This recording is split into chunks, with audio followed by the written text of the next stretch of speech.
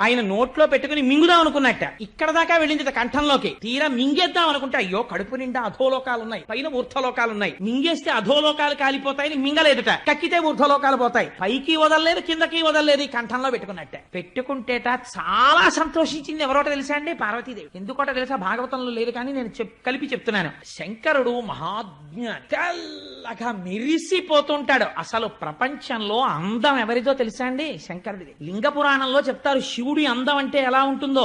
సామాన్యమైన అందం కాదైంది. పేరుకున్న నెయ్యిలా ఉంటాడు, అంత తెల్లగా. మెళ్ళో ఓ పూసల గొలుసు కూడా వేసుకోడు, బంగారంది. పార్వతీదేవో సమస్త ఐశ్వర్యములకు ఆటపట్టు. అమ్మవారికి కోరికుండేదట, మా ఆయన కూడా చక్కగా ఏమైనా నీల పతకం ఉన్న గొలుసు ఒకటి వేసుకుంటే, ఎప్పుడైనా అలా ఉత్తరీయం వేసి కూర్చుంటే ఆ తెల్లటి గుండెల మీద నీలం పతకంతో గొలుసు వేసి కూర్చుంటే ఎంత బాగుంటాడో అనుకునేది. ఎప్పుడైనా వెళ్ళి ఏమండి ఏమండి ఈ పండక్కి అక్కర్లేదు, ఈ పావులు చాలు అనేవాడు నాగభూషణుడు. కానీ ఇవాళ కంఠంలో నీలంగా ఉండిపోయిందిట ఆ విషయం. ఉండిపోతే పార్వతీదేవి అనుకుందిట, అబ్బాయి నాళ్ళకి నీలమణి పెట్టుకుంటే కంఠం నీలంగా కాంతి పడి ఎలా ఉంటుందో మా ఆయన అలా ఉన్నాడని పొంగిపోయిందిట. లోకం పొంగిపోయిందిట. కడుపులోకి తీసుకోలేదు, బయటికి వదలలేదు, కంఠంలో పెట్టుకున్నాడని లోకం పొంగిపోయిందిట. అప్పటి నుంచి ఆయనకు పేరు వచ్చింది, నీలలోహితుడు, నీలగ్రీవుడు అని. ఆయనకి నీలకంఠుడు అని పేరు. నీలకంఠ అని పిలిస్తే చాలట, ఓహో ఎవడో నేను చేసినటువంటి లీల స్మరించి పిలుస్తున్నాడని పొంగిపోతాట.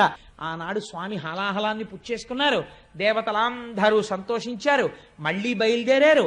ఆనందంతో మళ్లీ పాలసముద్రం దగ్గరికి వెళ్ళిపోయారు. అమ్మయ్యా, మొత్తానికి హాలాహల భక్షణం అయిపోయింది. ఈ పుణ్యమాని పార్వతీ పరమేశ్వరులు ఇద్దరిని చూసేశాం కాబట్టి వీళ్ళు మళ్ళీ శ్రీమన్నారాయణుడు చెప్పాడు కదా, ముందు హాలాహలం వస్తుంది, బెంగ పెట్టుకోవద్దు, మనం మళ్ళీ వెళ్లి క్షీరసాగరాన్ని మధించాలన్నాడు. అందుకని అందరూ బయలుదేరి ఇప్పుడు మళ్ళీ వాసుకుని చుట్టి మళ్ళీ క్షీరసాగర మదనం మొదలుపెట్టి ఉత్సాహంగా, ప్రమాదం వెళ్ళిపోయింది కదా, ఇంకా హాలాహలం వచ్చేసింది, ఇంకా ఏవో వస్తువులు వస్తాయన్నాడు ఆయన. అవి ఏమిటో చూడాలనుంది. సంతోషంగా తిప్పేస్తున్నారు పాలసముద్రం వంక చూస్తూ. తిప్పుతుంటే ఆ ఆనంద సమయంలో మొట్టమొదట అందులోంచి సురభి కామధేనువు పైకొచ్చింది. ఆ పైకి వచ్చేటప్పుడు మొట్టమొదట వీపు, కొమ్ములు, తల, పృష్ఠభాగం, ఆ అందమైనటువంటి శరీరం, దాని 4 పాదములు, తోక, ఆ కన్నులు, ఆ ముట్టె, ఆ తల కనపడేటట్టుగా కామధేను వచ్చి నిలబడింది. అది కామధేనువు కోరికున్న కోరికలు తీరుస్తుంది. అందరూ నిలబడి నమస్కారం చేశారు ఆ కామధేనువుకి. ఆ కామధేనువుకి నమస్కరిస్తే